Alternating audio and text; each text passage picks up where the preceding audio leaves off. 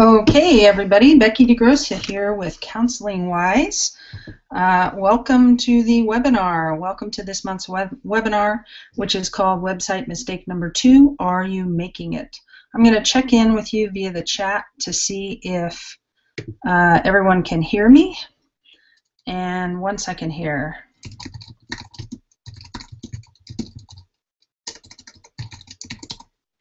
Okay. If anyone can respond to chat, that would be wonderful to let me know if you can hear me.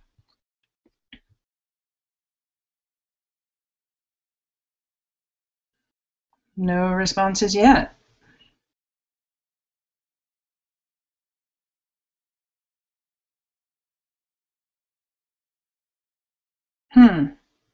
Okay. So you can't hear me yet. Okay, maybe there's more of a lag. You're on, Peter says. Okay, good. I'm going to assume I'm on and that this is working. So I'm going to go ahead and dive in to this presentation now. And as you can see, if you're on this page, we have the chat function working. A number of you gave me feedback on that last month that you would like to be able to interact real time and not have to sign in to a YouTube account. So I figured this out, and so that's cool. All right, thanks you guys. I really appreciate the feedback that you can hear me and everything is good. So here we go. We're going to dive into this presentation. So first of all, I have to give you this little warning here that office mate Tanner may appear. So if somebody comes to the door or something like that, I'm at the home office, we're all going to hear about it, okay? So I just wanted to let you know that. So the purpose of today's webinar is purely educational again, just like last month. Nothing is being sold. And what I want to do is I want to provide you a clear picture of what you should be working toward with your website, okay? And you know why? So that you can get more clients. That's why, okay? That's what we're focusing on, totally. And so, as I mentioned, if anyone is joining a few minutes late here, the chat box is live on the site right next to the video there, to the streaming video, so you can feel free to ask any questions. If something comes up for you while I'm talking and you figure you'll probably forget it by the time we get to the end, go ahead and stick it in the chat box, and when I'm done, I will go back through those when we open it up for questions and make sure that we get all your questions answered. Okay, now you can also, when you start typing in a statement, question, comment, whatever, you're going to be given the option to give yourself a nickname or to be anonymous. So don't be shy. Go ahead and let us know your nickname at least. But yeah, just go ahead and try it and say hi. So, okay, so somebody just said, an anonymous person just said they're not getting anything in sound or picture, just the white circles in the middle. So what I would say is, I'm going to go ahead and let them know in the chat, please refresh your screen, and it should work, should be going. Okay, there's probably a delay. Maybe you joined a little late, not sure. It seems like lots of other people can hear me, so I'm just going to continue. Okay, so here we go. Who is this webinar for? It is for you if you've had a website up for years or even months, but it's not bringing you clients, okay? It's for you if you've never had a site up, but you want to do it right the first time. And it is for you if you want to build a practice in a predictable and sustainable way without working so darn hard, okay? That's who this is for. And let's just take a snapshot of why we're even paying attention to this, okay? The snapshot of your current climate in terms of therapists, okay? Now, I'm in Boulder, Colorado. If I do a search for Therapy Boulder, there are 10,600,000 results that are options for Google to display. Okay. Now, certainly there's you know, a fixed number of them that fit on page 1 and page 2, but the point is there's tons of competition. If I go to Denver, which is, you know, just a little bit away from Boulder, there's 33,200,000, And even if I have a client in Wichita Falls, Texas, if I look in that little town, it's still 847,000 people, websites that are candidates for Google to display when someone searches on something like this. Okay, so there's tons of competition, and that is not going to get any better. Even if we look at Psychology Today directory, which tends to monopolize the top of the searches these days, if you look in Boulder, there's 432 therapists in Psychology Today in Boulder. If you look in Denver, there's 801 therapists. And little old Wichita Falls, there's only 7, but still there's 7. Okay, there's still 7. So what is going to make that therapist, that psychologist in Wichita Falls stand out? And what is going to make you stand out when you're in one of these larger cities? Insurance panels, those are crowded, and who knows what's going to be happening with managed care here with the new changes. And so that's going to even be crazier. And it's funny, I was reading something on Psychology Today in the marketing forum the other day, and there was a guy who was trying to market a practice by going to doctor's offices, and he says, wow, they're just not very friendly. You know, they don't want my rack cards in their offices, and they keep saying, we have therapists that we already refer to. So basically, get lost, okay? So any avenue you look at, there's tons of us out there, and what we want to do is we want to figure out what to do. Okay, now LinkedIn, this has really been interesting to me. There is a thread out on LinkedIn in one of the therapist groups that I belong to. And the thread is something like, you know, the question posed was something like, and this is paraphrased, is a private mental health practice even viable anymore? Now the reason I even bring this up is because this is, I mean, I can't believe how many people are chiming in, which of course tells me that this is striking a chord, right? A lot of people are wondering, gosh, is it even viable anymore? So there's so much discussion in this thread. Interestingly enough, most of it is about insurance, you know, billing and being on insurance panels. And there's a better way. we don't have to play that game, okay? If you can learn how to stand out and how to market, you can have a totally private practice or a private paid practice. And so that's what we're going to talk about. So what can you do, okay, to stand out? That's what this whole presentation is about. What can you do to stand out? And how will you make your website different? You know, there's tons of folks out there. We just saw those numbers. So how can you make this different? How can you make a visitor's experience of you, you know, really different than the average Joe therapist? Yeah, Ziggy, now I'm using real stats. There you go. So the problem, and I reviewed some of this last month when I did the first part of this website program. The problem is there are effective sites and there are ineffective sites. There are very, very many more ineffective ones than effective ones. And most of us don't know where we're going, okay? So you come into this, you go, I need a website. We look around, we ask other people who don't know either, and we get advice from them, and we take our best guess, and we put something up. So that doesn't seem to be working very well for most of us. And if it's not working for you, then you're in the right place to listen today. In order to get clients from your website, your online efforts, you really know what you're shooting for. You have to know what you're shooting for with your site. And most of us don't, we're just guessing, okay? So that's what this is all about, to educate you about what you should be shooting for. So the first thing is getting their attention, okay? Getting their attention. That's the number one thing. Once you do that, you need to provide more value than anybody else, because there's a lot of other folks getting attention as well. And then the third step in this process is you need to keep in touch. So I talked about this three-step process because I think when you actually look at all you need to do, it can be pretty overwhelming.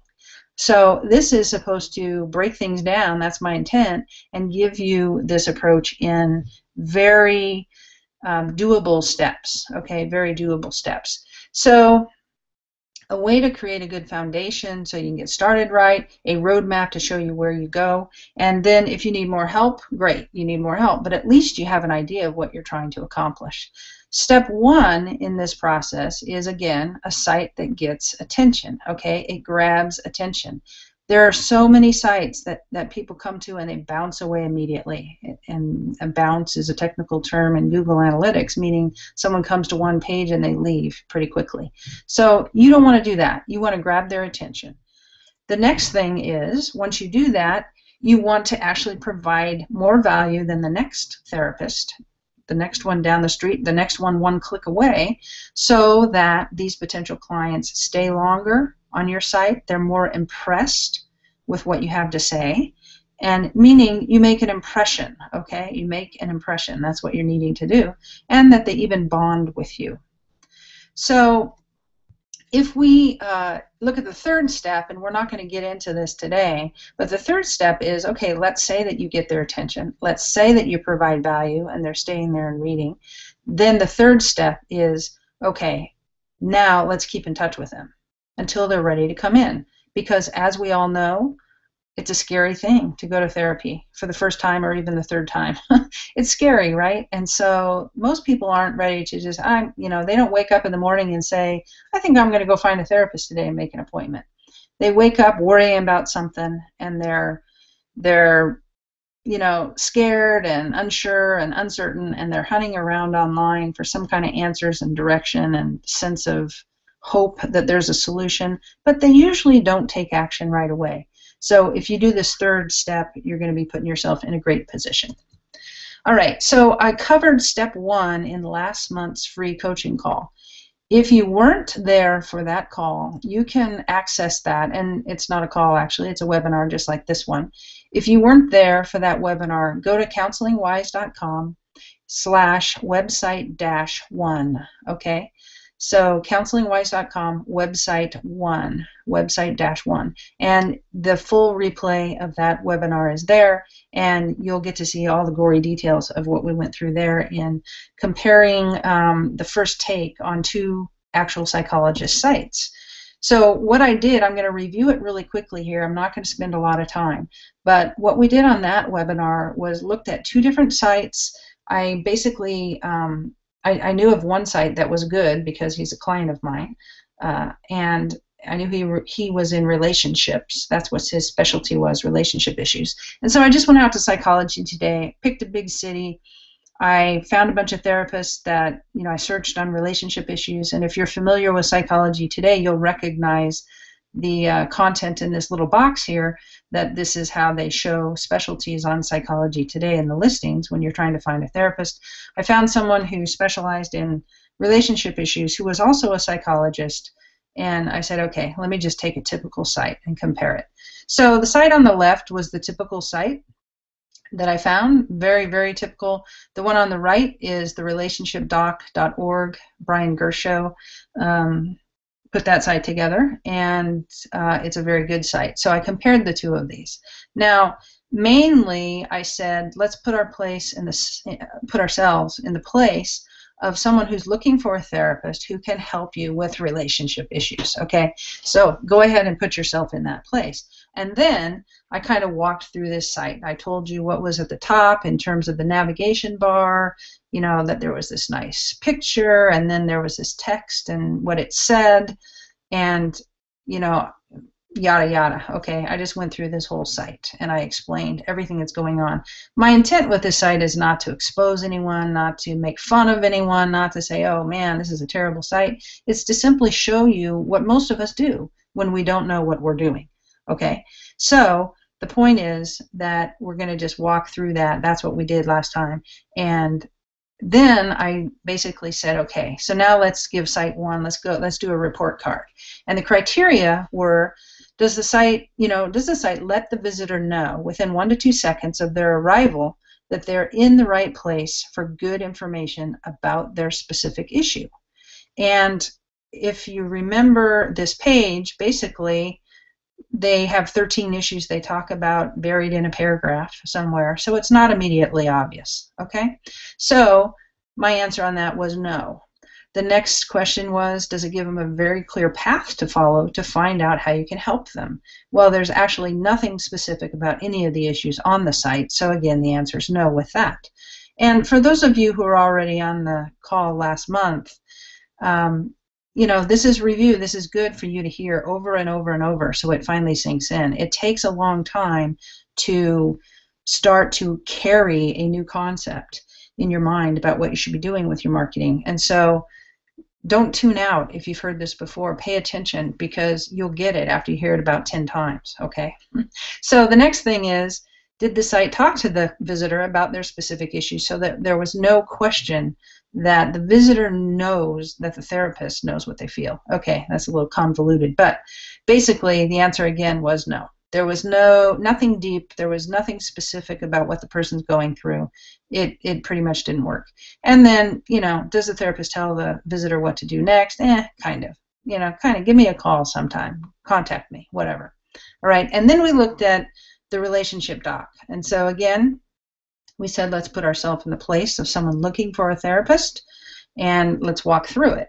And so we went through the nav bar again. We went through, there's an image there that actually portrays something about someone with relationship problems. Okay. There's actually paths to choose from. So, and those 3 buttons, you can't really see them very well, but the top one is couples. The next one is individuals in relationship, and then the third one is individuals not in relationship but seeking healthy relationships. So he pretty much covers the relationship gamut there with that. And so then we talked about his message, and then we talked about his call to action was download this free report. Okay. Now, then I said, okay, let's assume we're actually a couple, and we come here, we immediately see, there's a path for couples. So we clicked on couples, we come to his couples page. And what does he do? He has a very well-written marketing message. You can see, hopefully, the highlights, the subheads in there. Is your relationship not working well? Don't give up. I offer couples counseling. If you and your partner are unsatisfied, you're not alone. Things can get much better.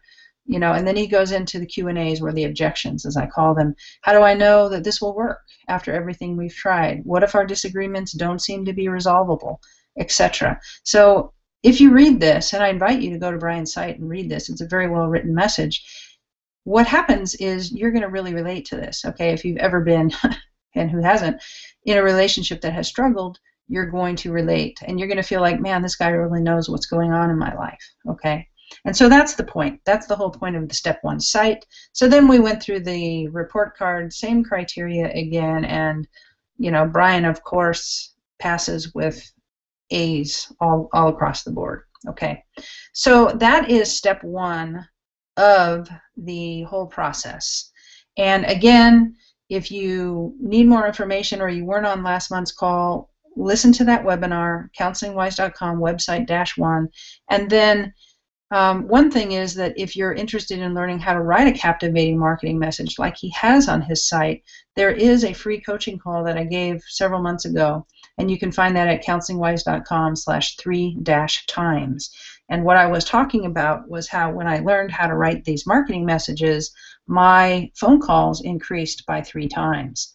Okay, and so that is a really important lesson to learn, and I encourage you to listen to that. Okay, so we just went through Step 1. We just reviewed that again. And now we're going to go and we're going to focus on Step 2 in the process, which is to provide more value. So why do we want to focus on delivering more value? And what I want to do is I'll do a little education about online marketing, and marketing in general, really, but online marketing specifically, whether you're selling products or services, i.e. therapy. Therapy is a professional service that you are attempting to sell online when you have a website. There's something that is called a conversion rate. And a conversion rate is the ratio, I'm getting a little technical on you here, of people who contact you or contact you, call you, or become clients. They take some positive action towards you out of the total number of people who visit your website. So let's say you have 200 visitors to your website in a particular month, and you get 2 phone calls or 2 contacts from your form or 2 clients. That means that you have a 1% conversion rate. Okay, that's what a conversion rate is. And I'm going to show you something real here. These are 2 clients of mine, two psychologists. They've both been in private practice for over 25 years, very seasoned. Susan, as we will call her, not her real name, she has 81 visits per month. Well, these are her stats from last month, actually. 81 visits, 67 unique visitors, and they stayed on her site for an average time of 3 minutes and 6 seconds, and they each visited on average 2.84 pages. Okay, those are Susan's stats. And Susan got 4 phone calls in the last month, okay, from her website. Now, we could argue, well, some of them saw her the month before, whatever. Okay, that's fine.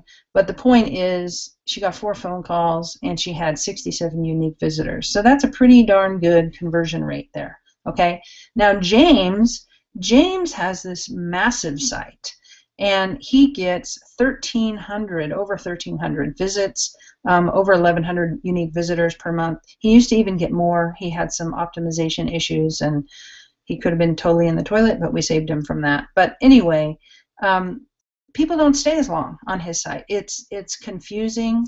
It's not as clear cut. He doesn't do as good of a job reaching them, so they only look at 1.18 pages and they're gone, and they're only there a little over a minute. So look at that. His site is huge compared to Susan's. Susan's is, she has good content. The content that she has is good. They stay on her site 3 times longer than James.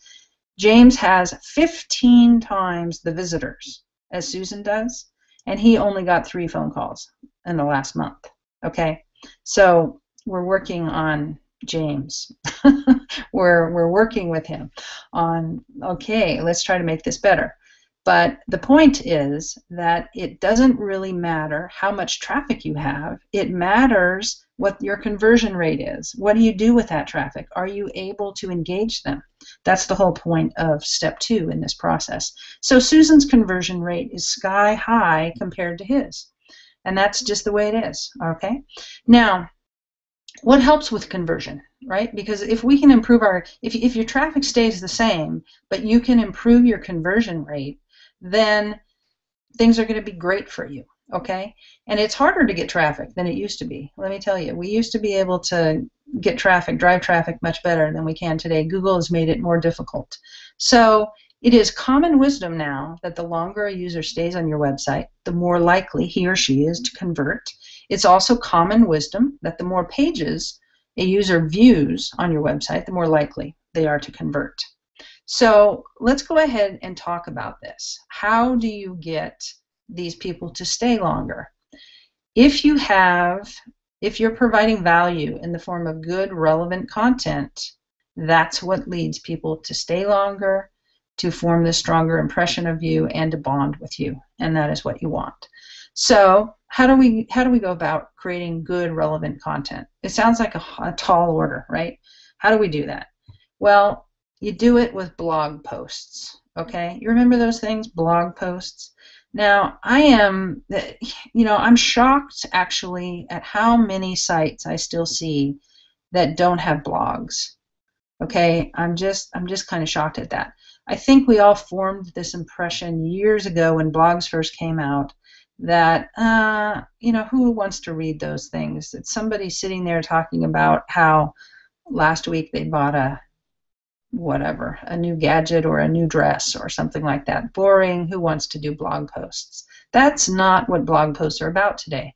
Blog posts are really helpful for your practice. All right, so let's look at this typical therapist site. And again, I'm telling you, there are so many people who don't have them. It's just really sad. So the navigation bar doesn't have blog in it. And in fact, it doesn't have a blog anywhere on the site, okay? If we look at the relationship doc, what we see is right there on the home page, here in the sidebar, there's something that says recent blog posts, okay? Also, up in the top in the navigation bar, there's a blog link.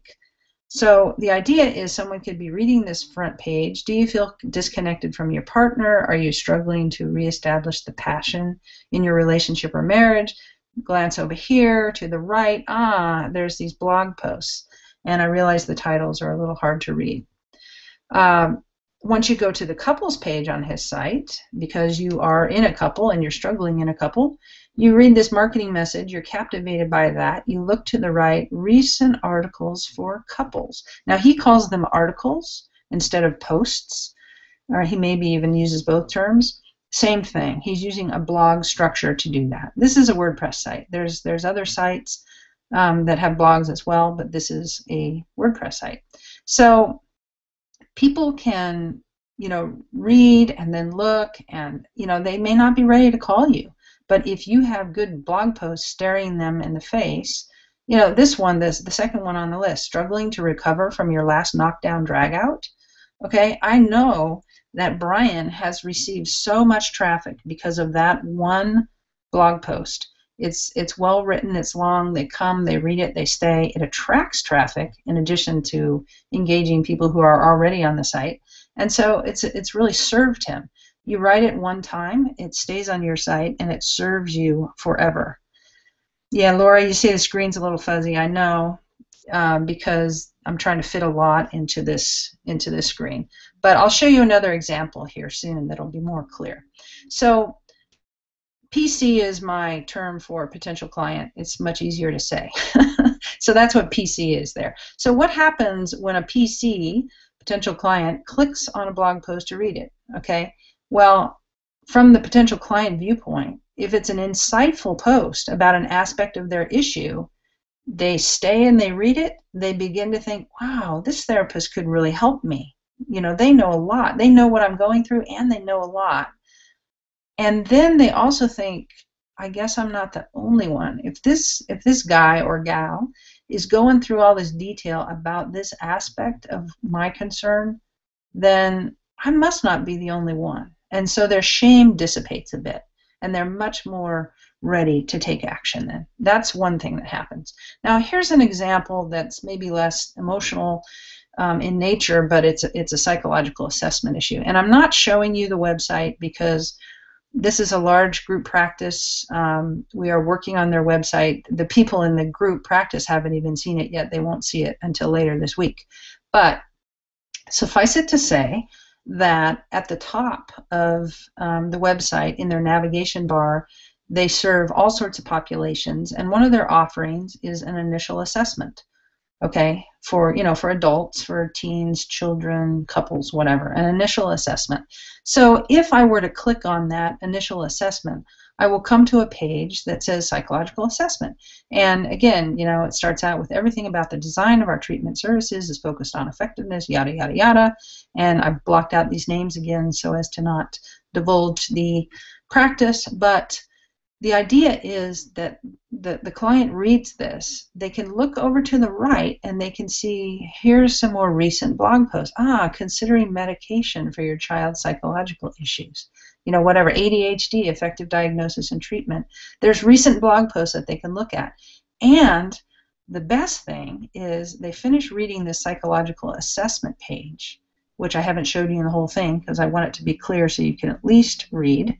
And you look down, and there's a related posts area where they have 5 other options that they can choose that are all related to assessments. So if I'm a parent and I'm worried about a teen, I can see medication consultation for teen, or for children, or for young adults, or whatever, or starting with a good assessment. There's a lot for me to sink my teeth in that is related to what I'm already thinking anyway, which is, I don't really know what's happening here. Maybe I need an assessment.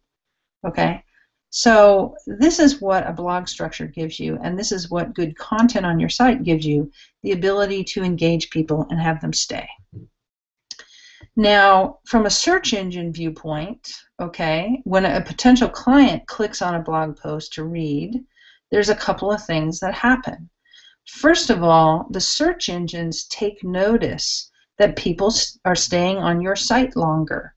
Okay, they have this data stored for every site. Okay, so if I'm in the running for, whatever, Therapy Boulder, and somebody comes to my site and they stay on my site for 3 minutes, but all the other folks, they only stay on their site for 1 minute, then Google and the other search engines are basically going to say, This site seems to be hitting the mark. All right. So that is a very important thing this time of people staying on your site. Now, the search engines also feel good about your site because you're making them successful, right? And what is success for a search engine? The only way search engines provide or survive is to provide a quality search experience. If you went to Google and you searched on therapy and all that came up were a bunch of Viagra ads, but you searched on Bing and you got therapy sites, then you're going to say, man, Google sucks. I'm going to Bing, right? So search engine success is all about delivering relevant results that people seem to really engage with. And so they feel good about it when people stay on your site because they know they're on track. And they're going to show your site more often because of that. Therefore, they're going to rank you higher. Okay? So this all comes back around. This is why we want people to stay. This is another reason we want people to stay.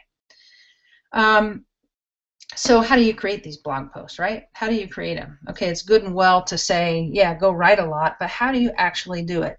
And here, since we have this cool chat feature, which I see you guys are using, which I really appreciate, I want to actually take you through a little exercise, okay? But the first thing I'm going to do is give you an example. So look at your specialties and then jot down the frequently asked questions that, you know, people come in with. You already, if you've been working in a certain specialty already for a while, you know what these questions are. You know what the typical questions are. If you can't think of those questions, start yourself off by just asking, you know, the what, where, when, how, why questions, and you can start thinking of these things, okay? So let's look at ADHD. Let's say that ADHD is your specialty. So let's just go through the what, when, how, where, why, whatever, and let's see what these questions could be. Well, they could be, what is ADHD exactly? You could have a blog post just talking about that. What causes ADHD? When does it usually show up? Like, how old are people when this shows up? How do I know if I really have ADHD and it's not something else? Is medication the only reliable treatment? How can, whoops, sorry about that. Believe it or not, I actually turned the ringers off on these phones, but that obviously didn't work.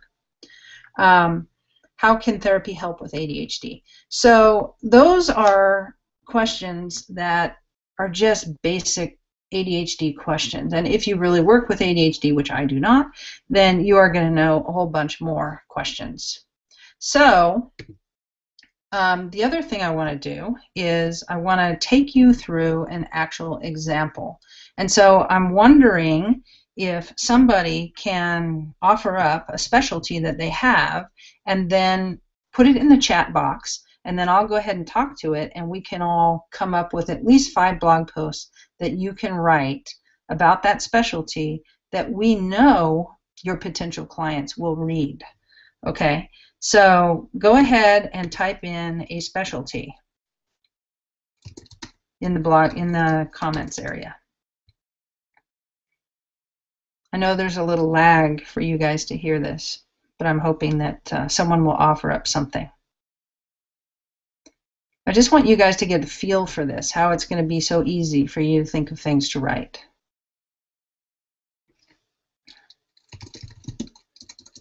Hello?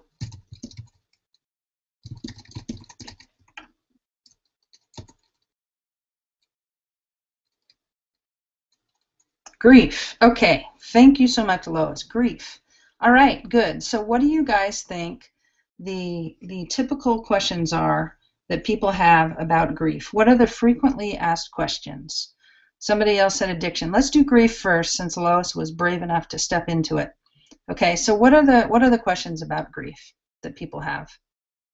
MJ, you're getting boy, now you guys are all catching up. There must really be a delay. There must be such a delay. But grief was the first one I saw. So let's go ahead and ask. So grief, what is grief? Okay, what is grief exactly? That's a question. How long is it normal for grief to last? Right? That's another question that people have. I'm trying to think of other things. One of the questions that I think people have about grief, you know, grief can be very complicated, but for instance, I didn't even like my mother So why am I such a mess that she died? Okay. Um, yes, when will it end? That's great. That's a really good question. How long will it last? You guys are doing it. I see them coming in now. How can I get through it? Will I ever feel normal again? Yes, yes, yes, yes. How long does the normal grief process take? Good. Yeah, how will we ever be a family again? Right. Let's say there's a family member that died, and that was a significant family member that held the glue together. How will we ever be a family again without this person? So, look at that in the matter of about 1 minute, you guys came up with what, 5, 6, 7 ideas of what you could write about grief. And that is, that's what you need to do. Now, I will tell you that there are also tools that you can use where you can, they're keyword research tools where you could type in grief and loss, stuff like that, and you can get ideas of what people are typing in online when they're looking for help with that. And there's tons of ideas, okay? So then you can just look at them and just gauge it on your own, with your own gut of whether it is really a common question or whether it's some kind of strange thing, okay? So that's what I want you to do in terms of these blog posts. I want you to just think of your specialty and just go ahead and sit down and ask yourself, what are 5 blog posts that I could write on each specialty that I treat? And you're going to be able to start putting really good posts on your site and enable people to engage much better. All right, so that's what I want. That's what I want you to do. I mean, we're basically there. We're at the end of the teaching part. You want to, in step 1, make your site engaging, and that is with this really clear delineation of this is what I do, and here's where you go to find out more, and you have a really great marketing message on there so that they know that you get them and really get what they're going through. Then you want to provide your potential clients with value in the form of really good, relevant blog posts, okay, that are easily navigable or visible on your site. Step 3 is what we're going to cover in next month's coaching call. And step 3 is the part where we're going to talk about actually building an email list and staying in touch with people. And that will increase your conversion 3 to 4 times. Okay, so that is really cool. But I don't want to get ahead of ourselves. I want you to focus first on the content that you're going to be writing for your site to have engageable content out there. Okay, so we are to the Q&A part, and I'm going to go over here and look at the chat area first. Go ahead and type in any questions you have at all. I'm going to scroll to the top so that I can see what has already been asked, and I'm going to start answering those. So, wow, this is kind of fun, this chat thing. You guys were talking it up out there. Okay, so I'm going to go through the parts where you were telling me that I was on and you could hear me and all that good stuff. And let's see. Let me get to some of the questions.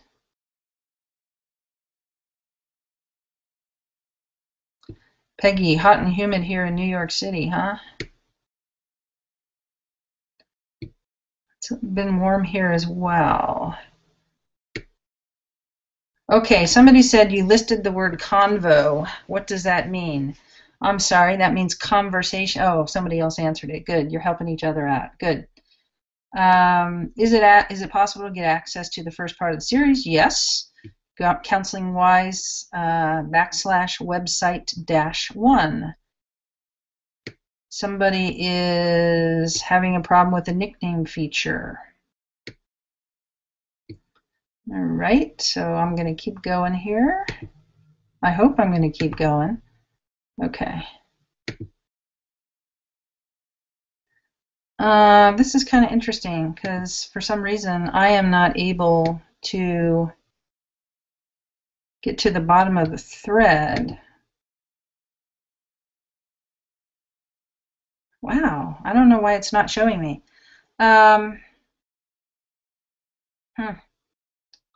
Well, that's no good.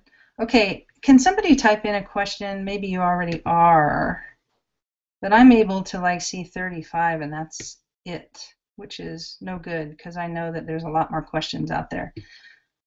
Well, this is a drag. We may have found a limitation to this thing. Let me see if I can get rid of that history. Okay, somebody said unique visitors, that you had questions about unique visitors and first-time viewers. So unique visitors are, let's say in any one month, somebody comes to your website, they track that that person from that IP address came to your website. And so if it was John sitting in Boston and he came to your website, they're going to know John came. If John comes back later in the month, he will count as a visit in Google Analytics, but not as another unique visitor because he's already been there that month. So hopefully that helps answer that question.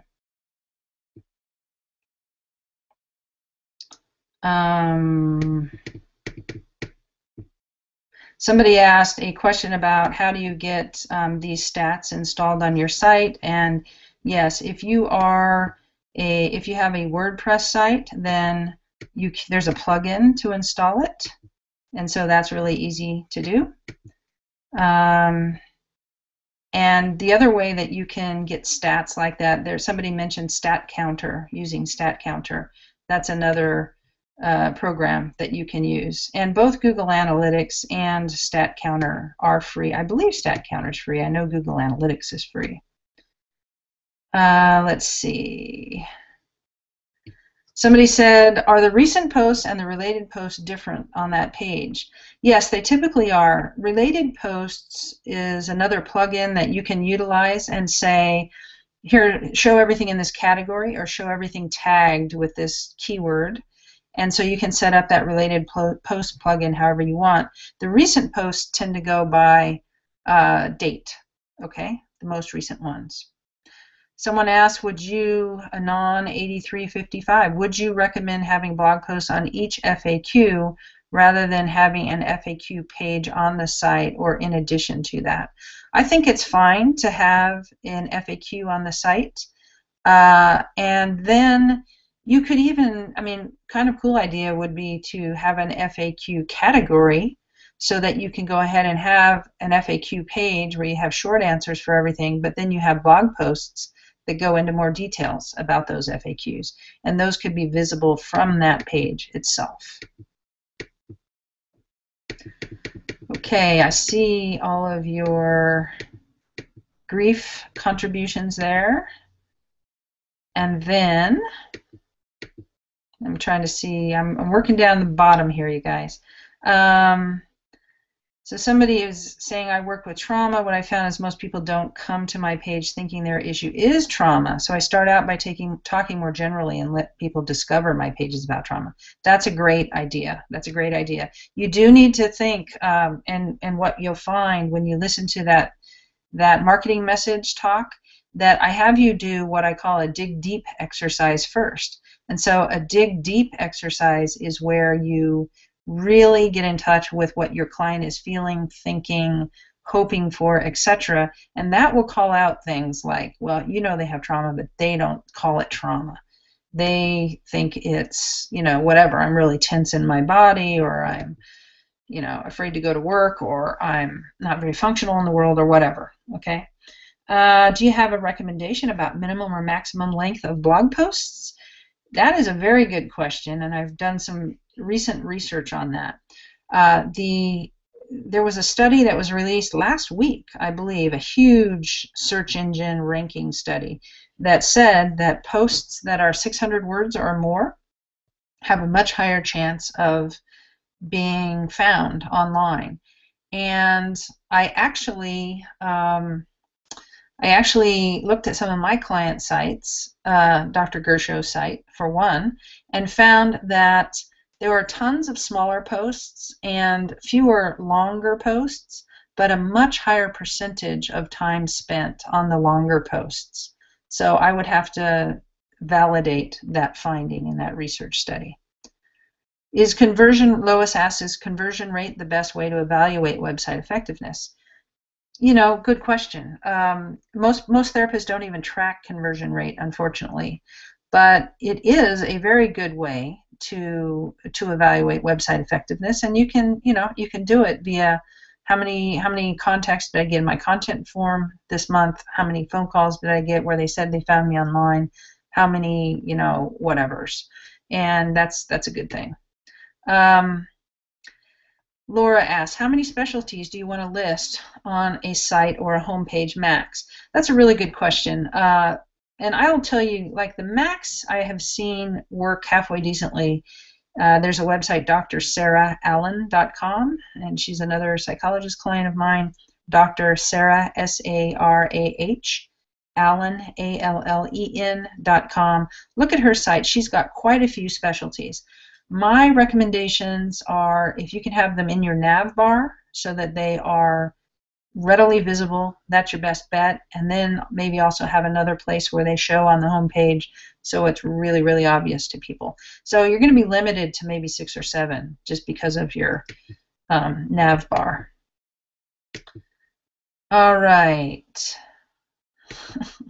Somebody says, Becky, next time just start at the end. I'm not sure what that meant. But someone mentioned that their focus is trauma and spirituality. Can you suggest a place where persons who address spirituality can find a niche for their website? I'm not totally sure what the question is. I guess what I would say is that, okay, this is a big conversation actually. I suggest that the approach that you take is a problem-oriented approach. Sometimes that's not very, it's not very popular because we all think, oh, we're enlightened and we want to be positive and we want to think positive and all this good stuff. Okay. However, what we know about people is that as long as they're happy and they're thinking positive thoughts, they're in homeostasis. They are not motivated to change. As soon as they see that there is a problem, then they are motivated to change. So from a marketing perspective, it has been tested and tested and tested and proven over and over again that if you have a problem orientation and you help someone, you mirror their pain back to them, they are going to be much more likely to take action. So if somebody, let's say you do offer spirituality as a solution of some sort, why is that person seeking a spiritual solution? Why are they seeking out spirituality? Are they feeling that their life is meaningless? Are they feeling it's lacking direction? It has no grounding, et cetera, et cetera. Those are the problems that your solution of spirituality could solve for them. So that's the way I would go. Let's see. And now I am not seeing any more questions. So I am hoping that's it. I hope you guys don't have a bunch more that I haven't seen. But what I am going to say is thank you very much for participating. Oh, I think I'm seeing more now. Let's see. There we go. Do you generally recommend having a presence on Psychology Today? And I know it's good to have a website, but is it a mistake to not be on PT at all? Well, what I would say about that is no, it's not a mistake at all. If you're getting traffic some other way, and PT is not going to send you a whole bunch of traffic. Psychology Today is not going to send you a whole bunch of traffic. For one, you're going to go out there and you're going to be in the sea of other therapists in your town, right? So it's not a mistake. But you want to pay attention to, are you getting traffic and how can you put yourself on taller mountains so that you can be seen, so that traffic can come to your website. And maybe, Good Therapy.org is another one. Goodtherapy.org, they get quite a bit of traffic as well. I think those are number 1 and 2. If you're in a specialty, there's specialty directories as well for, eating disorders and other things, marriage counseling.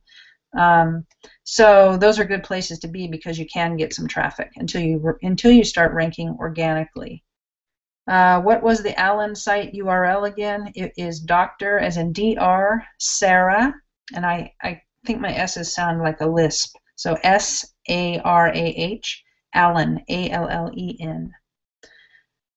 Any tips on how to target parents? I have thoughts about childhood behavior problems that I could blog about. Yes, write articles about temper tantrums, about fear of going to school, about eating struggles, about wetting the bed, about all sorts of childhood, parent-child conflict, all sorts of stuff. Boundaries, write about that stuff. You will get traffic from parents.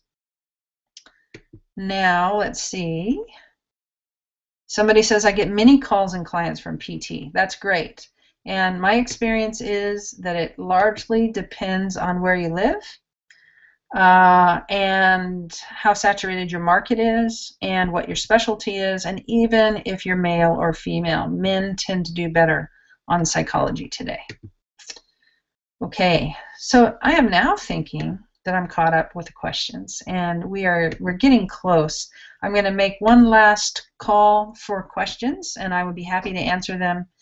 Okay, Lois, my area is saturated, so PT doesn't get any hits for me, but there are other marketing sites that bring me several calls and emails per month. There you go. Good. So Lois, maybe you want to share a couple of those if you're willing to type those in, what those other sites are that bring you traffic. Somebody asked, would you recommend that pics represent the problem or the solution?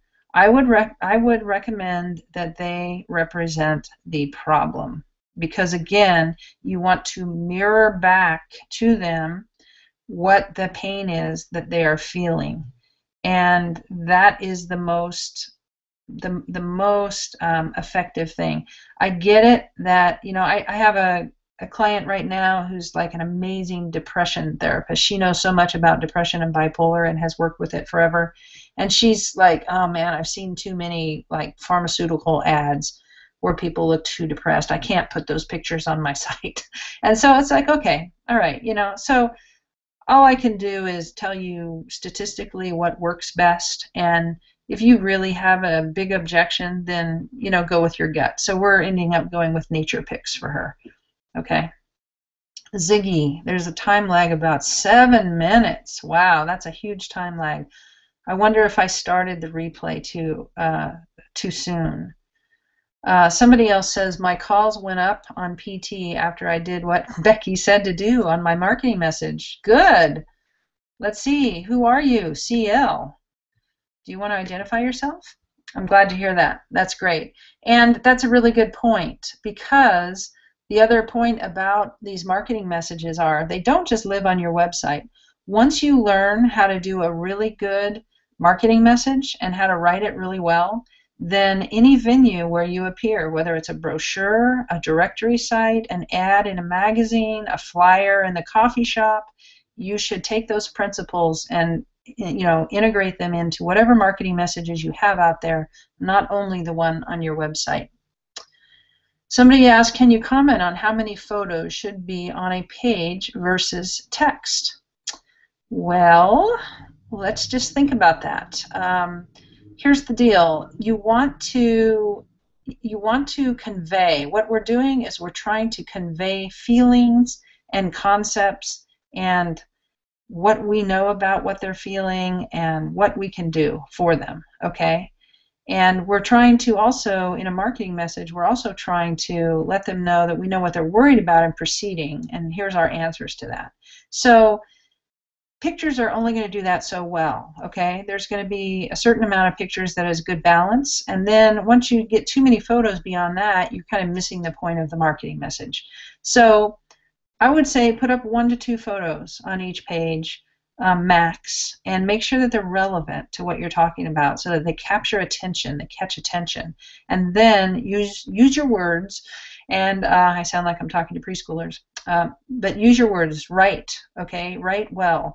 And in the text when you're writing, break it up. Don't just have this be this one big wall of text. Put subheads in there. And you'll notice in the video when I talk to you about Dr. Gershow's site, I read the subheads. A lot of people come to a website and they scan those subheads only, and that's it. So then they decide, does this apply to me? Oh, it does. Okay, I'm going to go read every word. So use subheads wisely. Lois, good therapy and therapy, Vive Vive, therapy tribe, varying costs. Yes, there are others out there. Thanks for sharing those. I don't remember which directory it is. Every month I look at Google Analytics for about 25 clients, and I kind of see where their traffic is coming from, what is good traffic, what is not.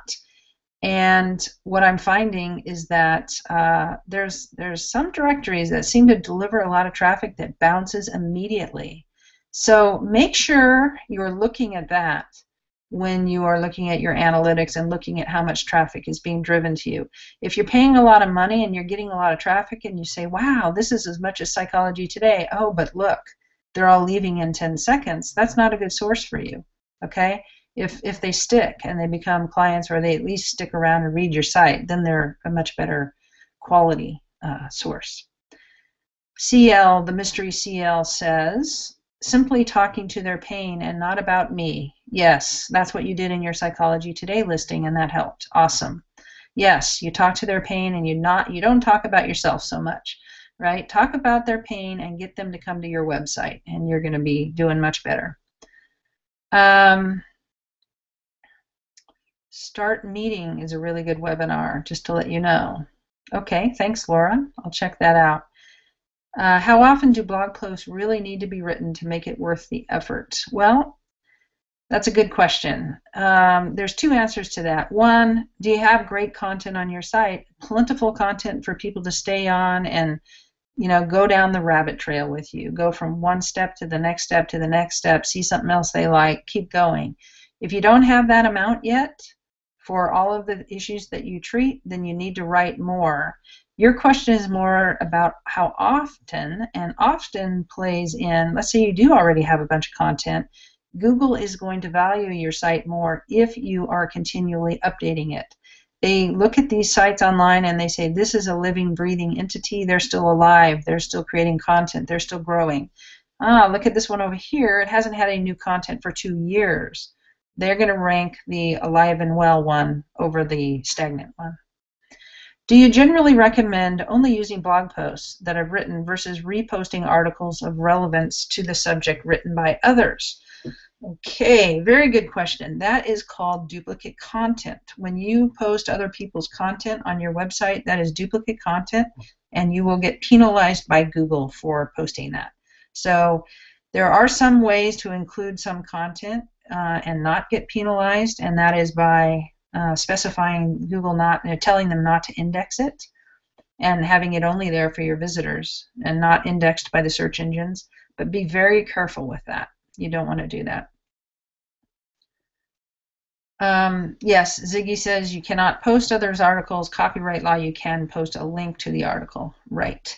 And even if someone gives you permission to post something, so you're not violating copyright, you don't want to necessarily do it and have it indexed because you'll get penalized by Google. Okay? All right. So, you guys, it's 10:58 on my calendar, or it's 2 minutes till the hour. And I don't see questions. There could well be some questions showing up that I don't see yet because there is a lag, and if so, I apologize. I will just stay on here and answer them if they show up, okay? But I'm going to go ahead and end the webinar now. And again, I really appreciate you coming. I so appreciate the level of engagement. That was the whole theme of the call here, right? So the level of engagement in the chat was awesome, and I really appreciate that. And tune in for next month's webinar. We'll be talking again about step 3, which is, kind of like the major frosting on the cake here, and that'll be pretty cool. So take care, over and out. I'll talk to y'all soon. Bye-bye.